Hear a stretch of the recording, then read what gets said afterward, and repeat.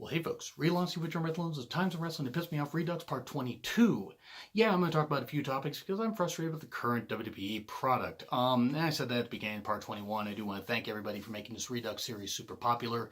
Probably going to be one of the last installments I do for a while. I am running out of room on this list. I actually have two, both sides of a sheet of paper filled with stuff. And I'm getting down really to the very last few topics. I may write down a few more and get up to part 25, but maybe part 26, but don't be shocked if after that I take a break for the rest of the year and maybe until after WrestleMania next year. But we'll see. WWE could piss me off with a whole bunch of stuff. Impact could, even though Impact's done a lot of good shit this year. And they have rebuilt their fan base seemingly, and that is great. But I am going to start off with some stuff about Impact, but older Impact. Let me just make that clear. Not newer Impact. I'm going to leave that alone. But I'm going to talk about Dixie Carter, the stupid, dumb cunt that should have never been in wrestling. Yes, her finances helped save Impact Wrestling before it really got going. I mean, after just a few months, Jeff Jarrett's investors and a lot of people pulled out of the whole damn thing. It was losing money. It was going to fall on its ass. Jarrett and Dixie were able to come to an agreement, and Dixie was able to be president. She was able to do a whole bunch of stuff. Her parents were actually the ones that were really financing the whole damn thing. I mean, they were worth a shit ton of money and still are, so it's not like they could just use it as a tax write-off. But Dixie Carter never belonged in the wrestling business. She never fucking did. She was not a good on-camera performer at all. She had a deer-in-the-headlights look, more than Jimmy Crockett. And she, wouldn't pay Jesse Sorensen's medical bills. And I know Jesse Sorensen is just seemingly a footnote in wrestling, but it's still something that irritates me that a guy that suffered a broken neck on a pay-per-view did not get paid, did not get his medical bills covered at least halfway by somebody that had millions of dollars. I mean, that's at least that dumb bitch could have done. No, they gave him an office job, so he earned some paycheck, but his mother went bankrupt paying his medical bills.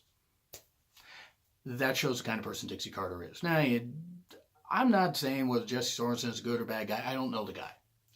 That's something that always stuck out to me. And that and throwing, $500,000 reportedly at Sting a year to stay in wrestling. Even though, and Sting's a big star, don't get me wrong. I just think he could have been used a little better in some of his later years. That's my opinion. And don't get me wrong, his WWE run, that's a whole other topic. And that was absolute shit how Vince used him. And they just used him to have him put over Triple H at WrestleMania 31. Great idea. Going back to Dixie Carter, she didn't pay the knockouts all that well. Some of them had to get second jobs. Gail Kim had to leave and go back to WWE even though she didn't want to earn a bunch of money because her sister was sick at the time or something like that. But a lot of that's on Dixie Carter because even though she had a bunch of money, even though her parents did, they didn't want to throw that much money. No, they wanted to throw money at people like Vince Russo. And working with Vince Russo is a prime example of somebody who's a piece of shit. Whether you're in the wrestling business or whether you beg somebody to be on your show and say that they reminded you of a friend that passed away, but then they turn around and slap you in the face because they don't like your political opinions. And then they cry about it and try to play the baby face even though they go out and attack your friends and decide to be a generally shit person. Gee, isn't it terrible that there are people like that work for not just Vince Russo, but anybody, but especially for people like Vince Russo? Yeah, it is terrible that people like that exist. Try to guess who I'm talking about, folks. But anyway, and let's just go on with this rant. Dixie Carter proved that she was completely inept in the ring. Or, standing in the ring, standing outside the ring, didn't know jack shit about wrestling, didn't know what the fuck she was doing. She didn't know what the fuck she was doing at all.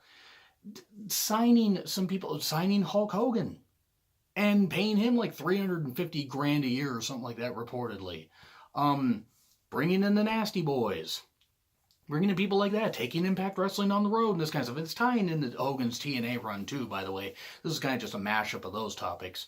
So it's going to kind of go back and forth on that. But Dixie Carter listened to the wrong damn people taking Impact on the road. Now, taking it on the road to Florida and places like that, and maybe even to an extent, Georgia. And some of the southern states, maybe going to Alabama, old Mid-South territory of Louisiana and stuff like that. Maybe some parts of Arkansas. I believe Louisiana and Missouri and that kind of stuff were areas that Bill Watts ran. Say in the comments if you know where the Mid-South territory generally ran besides just, I know it ran Oklahoma also, but let me know some of the other states they ran in. I know some, but not a lot about the Mid-South territory, so please let me know in the comments. But they could have run in some of the southern states and stuff like that because there were people crying out for wrestling that was actually, different than WWE. Because one brand of wrestling is not going to appeal to everybody nationwide. WWE does not always draw as well in some areas. For their bigger shows, yes. Impact had the market cornered on some stuff in Florida and other states. But they couldn't capitalize on it because they were pumping in too much money for not enough return. They did not get a lot of big ratings. They didn't get very many big ratings, especially in 2010 and stuff like that. Even though they got Jeff Hardy and other stars and everything. Jeff Hardy was one of the few gets that they got that actually ended up working out well for them. And yes, I'm taking into account the whole thing with his drug issues and Victory Road 2011. The man did clean up his life. Whether I am a big fan of Jeff Hardy or not, it still worked out in the end. Fortunately, the guy's back is pretty much wrecked. But with Dixie Carter, she brought in Hogan. Okay, you want to bring in bigger stars, that's fine. I'm not saying Vince had, an exclusive right to them. Hogan had not been worth a damn even in WWE in 2005, 2006. Yeah, he'd had his Hall of Fame induction in 2005. He had that match with Shawn Michaels in 2005 at SummerSlam 2005 where he pretty much just basically said, "Oh no, brother, the Hulkster's going to go over, brother, because the Hulkster's back is beat up, brother."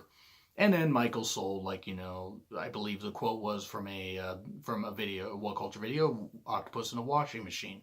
Yeah, that's about right. And he just oversold the whole thing. And Shawn Michaels doing that was great. But Hogan hadn't really been able to perform that well in the ring, a few years prior. So then they put him in the ring in 2010 in a tag match. I believe it was him and Abyss versus Styles and Flair, which was terrible. And then they had Hogan versus Sting, and I talked about those matches before, especially the Hogan-Sting one. You can go back and check out which video that is, but that was an absolute shit show.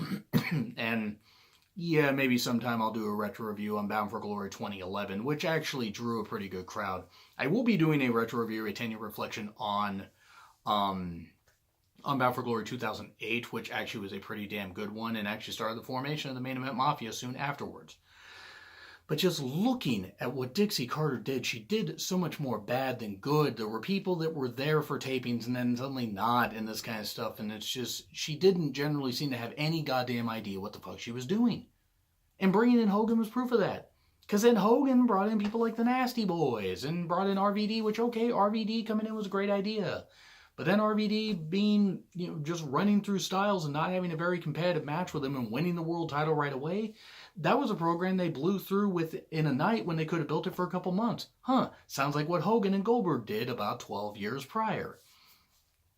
And then, again, Hogan being in the ring, Hogan having to be at the center of all these storylines, and Flair, and I love Flair. Flair should not have been in the goddamn ring. Flair and Jay Lethal having that woo-off is pretty good, and if you close your eyes, Jay Lethal's Ric Flair impression, hard to tell from the actual guy. It really is. And Jay Lethal, tremendous wrestler. Doing great in Ring of Honor. It's great. It's great to see him doing so well. Really, it honestly is. One of my favorites from Impact Wrestling. I'm glad to see him doing well in Ring of Honor, and even some New Japan shots when they do co-branded shows. But anyway, looking at just Hogan's run, Hogan was there. I think his announcement was like right before or right after Bound for Glory 2009. And then he was gone right before Bound for Glory 2013, I think the week before. So suddenly they didn't draw a very big house in this huge arena. I think huge for them. It was like a 12,000 seat arena, and they didn't draw anybody. Like, honestly, that was really ridiculous. They didn't draw that many damn people. It was pretty damn pathetic. Especially considering they had some pretty hot angles going on there at the time. And then they had all that stuff happen. And I mentioned that in the other video, but it's just Hogan's run. He earned a ton of money. He didn't put anybody over. And then don't give me the Abyss crap where he did the whole thing, I broke my body for this business. I'm not saying Hogan didn't beat up his body for this business. For wrestling. I'm not saying he didn't. Okay? I'm not saying that. If you're a Hogan fan, I am not knocking you guys. You guys can be fans of Hogan. I'm not saying I don't appreciate what the man did for wrestling. Without him, you could argue that the wrestling business would not be where it's at. Even with all the great people, even though I feel you could have put Randy Savage in Hogan's spot, and it would have been just as good. But anyway, nor do I believe that Hogan made up with Randy Savage right before Savage died.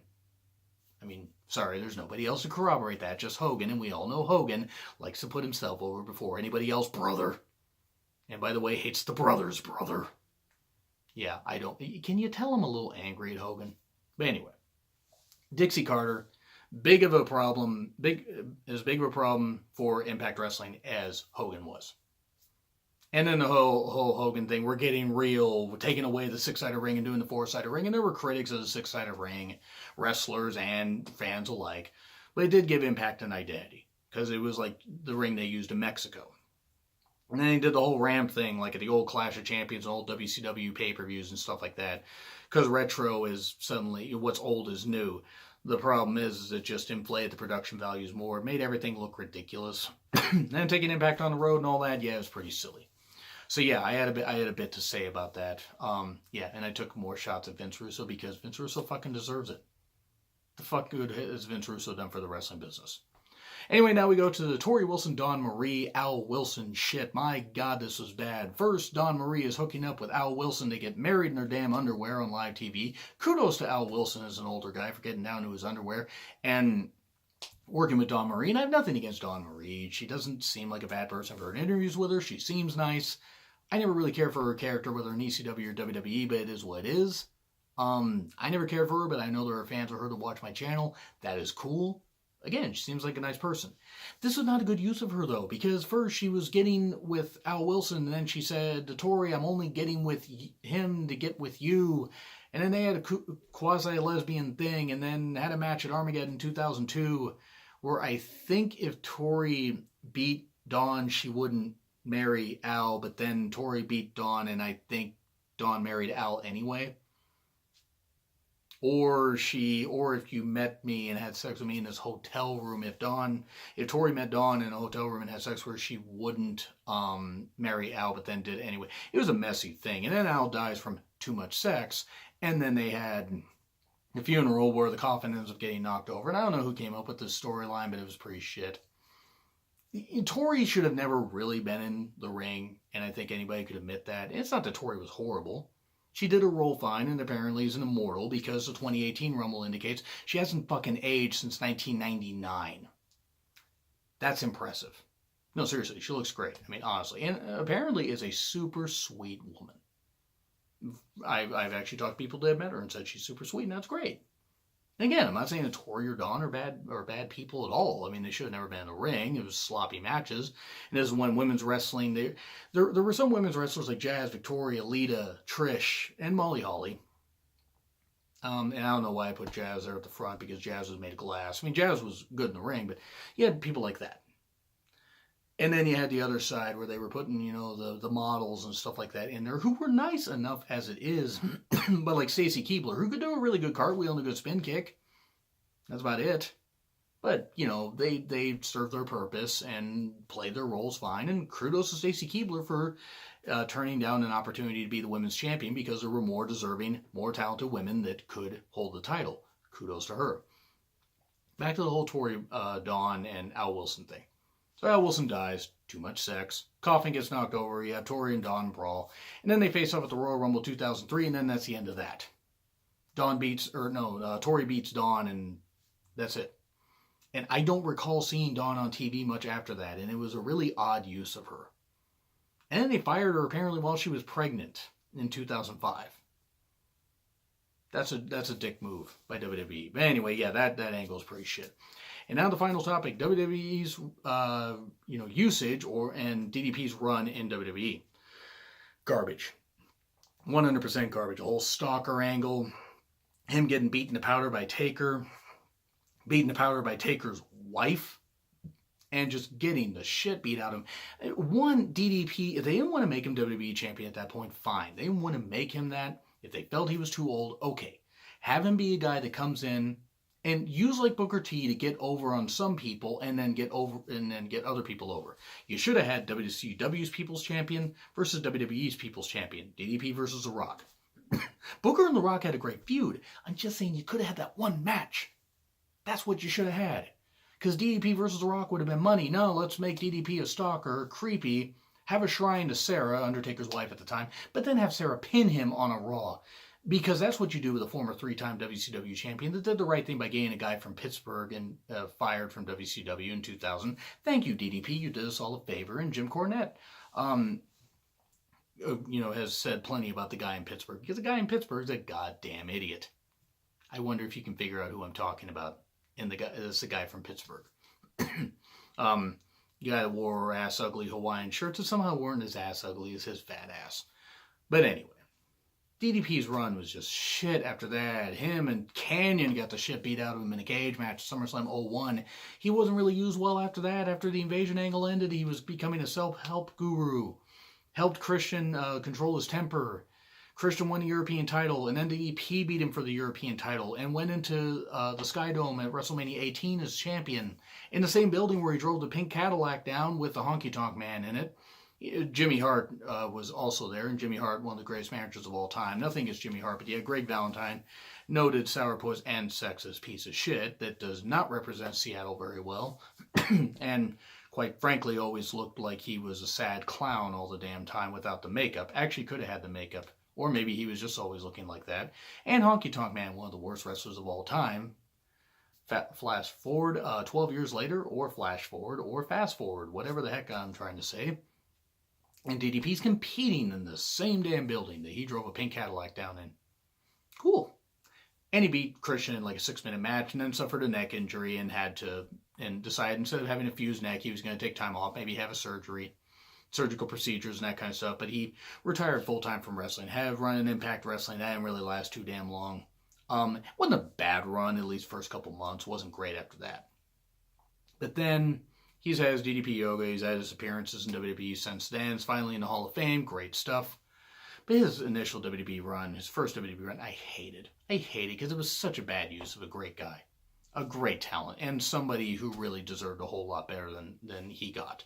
But yeah, that's going to just sum up all those topics and everything. So yeah, that's really all I got to say. Do you agree? Do you disagree with what I said? Like, share, comment, subscribe. Twitter link in the description. Well, it's been Real Aussie with John Ritlin. Yeah, I'll have Times in Wrestling to Piss Me Off, part 23, 24, and probably 25 up sometime in September. Anyway, I will see you soon.